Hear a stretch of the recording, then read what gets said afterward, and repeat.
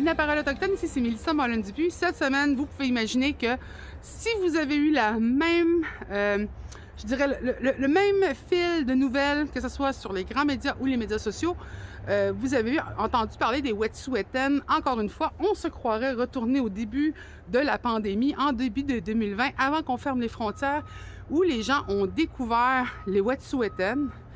La différence aussi entre les formes de leadership, c'est-à-dire leadership traditionnel, leadership du conseil de bande et tout le mélange qui existe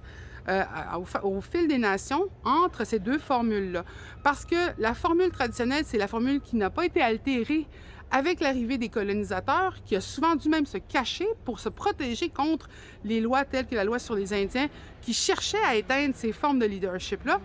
Et bien sûr, le leadership des conseils de bande qui ont été créés avec la loi sur les Indiens et qui ont une juridiction créée par la loi sur les Indiens. Donc, le mélange qui existait entre les droits ancestraux et les droits liés à la réserve ont beaucoup servi au niveau de la discussion quand on parlait des enjeux des Wet'suwet'en en 2020. On arrive en 2021 et on revient dans les mêmes enjeux, mais ça devient encore plus corsé. Parce que présentement,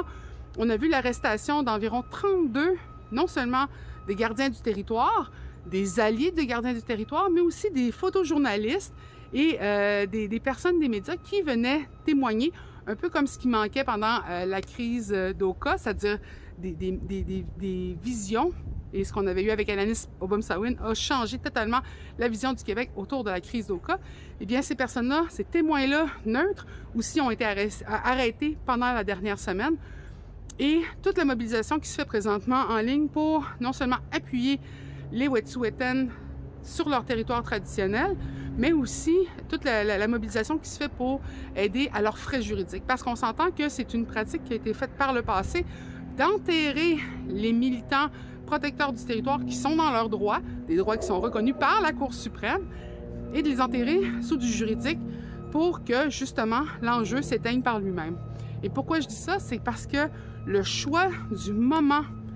où ces arrestations, cette imposition de l'injonction qui avait été mise, et justement l'arrivée d'une GRC quasi paramilitaire, militaire même, par la présence de gilets pare-balles, de gros fusils sur le territoire Wet'suwet'en, n'est pas une coïncidence, car par le passé, et on l'a revu dans beaucoup de mobilisations dans l'Ouest canadien,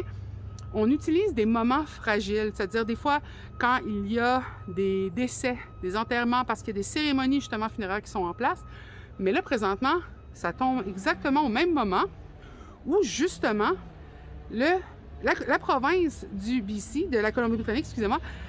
aurait eu besoin que ces ressources militaires-là ou policières-là soient utilisées pour tous les enjeux justement liés aux inondations, au glissement de terrain, à la coupure des routes. Et pourquoi on a pris ce moment-là? C'est que toute cette coupure de route-là est parfaite pour justement permettre qu'il n'y ait aucune solidarité, aucune mobilisation qui vienne des autres régions, qui puisse se déplacer, puisque tout le monde est occupé présentement à gérer justement ces situations-là liées au changement climatique. Et donc, moment parfait où les médias aussi ont les caméras tournées vers les inondations, vers ce qui touche justement la population de la Colombie-Britannique en grand nombre, pour pouvoir faire des interventions qui, il y a 2 ans, presque 2 ans, avaient mobilisé les gens dans les médias, dans l'opinion publique et avaient amené beaucoup de support aux Wet'suwet'en. L'enjeu étant le même, de vouloir garder les territoires, de vouloir les protéger car ce sont les ressources pour les 7 futures générations. Mais non seulement ça, c'est d'avoir aussi le débat qui est nourri entre les chefs de bande et les chefs traditionnels. Les chefs de bande disant qu'ils ne respectent pas ce qui est fait présentement. Ils reprochent justement aux militants de créer du débat,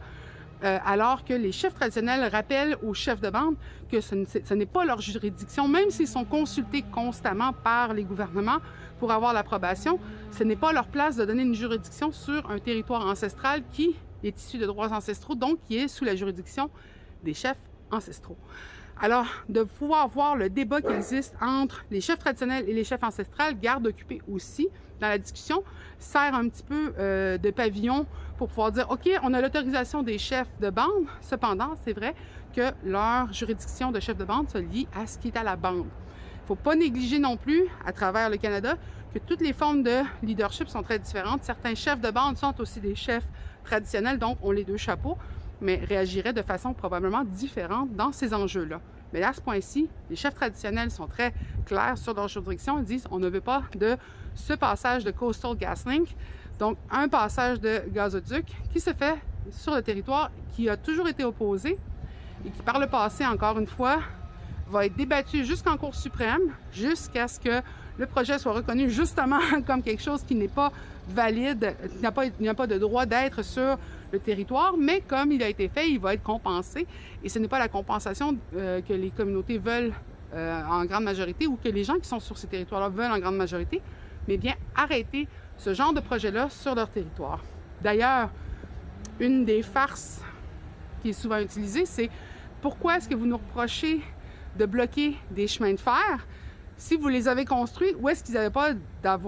d'affaires à exister? Donc, c'est de vraiment faire clairement reconnaître que ce sont des droits qui ont été bafoués constamment, même si ce sont des droits que le gouvernement et que la Cour suprême du Canada et que la Constitution même du Canada reconnaît. C'est assez intéressant. Mais cependant, ce qui l'est moins, c'est de voir justement qu'encore une fois, on judiciarise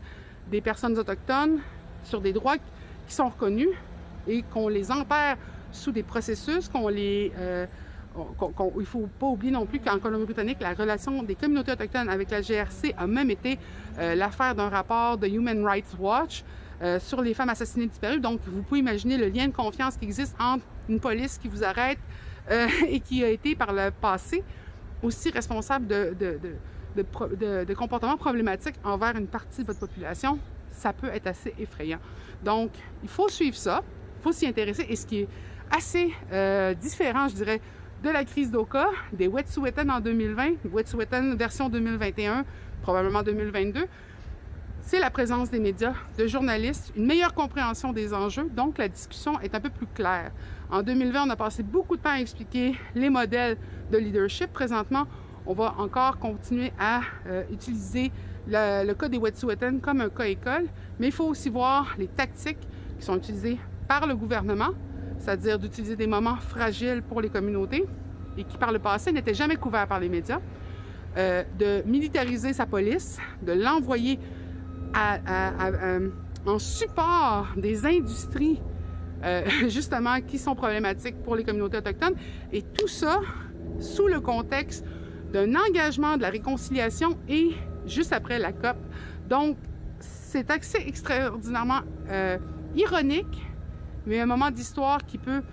bénéficier beaucoup de l'appui du public, mais aussi d'un réveil collectif par rapport aux droits et aux enjeux autochtones. Alors, je vous invite à vous y intéresser, à suivre l'enjeu justement dans les médias, à en demander plus, justement, pas uniquement des chroniqueuses, mais des journalistes, des grands médias, parce que plus on va en parler, plus cette réconciliation-là va accélérer, et plus les enjeux complexes des communautés autochtones vont devenir des enjeux qui font partie de la même réalité que ceux des enjeux allochtones dans l'esprit des Canadiens. Alors, n'hésitez pas à partager cette vidéo, n'hésitez pas non plus à nous envoyer des questions et n'oubliez pas que la version de notre